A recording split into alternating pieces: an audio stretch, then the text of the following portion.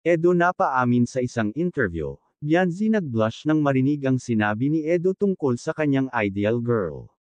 Bago ko ipagpatuloy ang maiksing reaction video na ito, hiling ko lang na patapusin ang panunood nito para malaman ang nilalaman nito, at kung bago ka pa lang sa munting channel na ito, paki-subscribe para lagi kang updated sa video ng mga kalingap.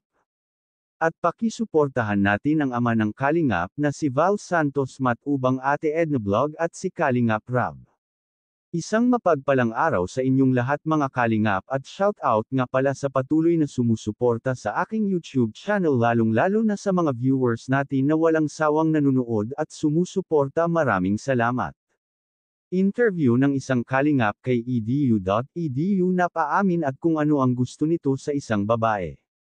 Dahil ang gusto pala nito sa isang babae ay maasikaso at may pangarap sa buhay, at higit sa lahat ay mahal niya at mahal siya. Dahil ayaw ni Edo na siya lang ang nagmamahal at ang babae ay parang napipilitan lang. Ayaw daw niya ng ganun at hindi rin daw magtatagal ang relasyon pag ganun. Pero sa ngayon daw ay gusto muna niya mag-focus sa pag-charity at gusto niya makaipon.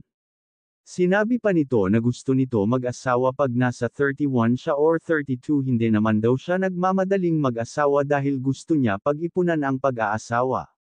Maraming ang viewers ang nagkomento na talagang hihintayin ni Edo si Bianzi.